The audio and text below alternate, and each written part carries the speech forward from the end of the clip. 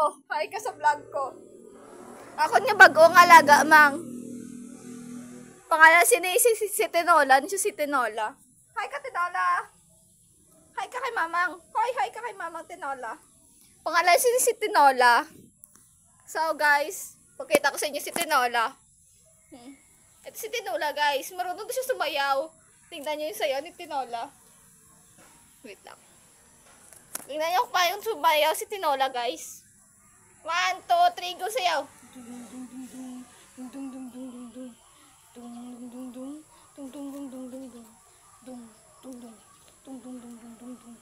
Napapaiwan yung ulo niya, guys. Kaya niyang gumalaw ng ganito. Kaya niyo ba yan? Si Tinola ay kaya niyang magsayaw.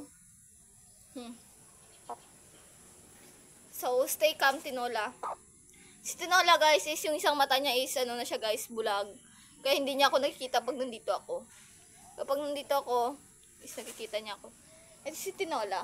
May best friend to siya, guys. Yung best friend niya ay si Adobo. Ayun si Adobo, guys. Ayun siya. Kung nakikita niyo si Adobo, masandun si Adobo.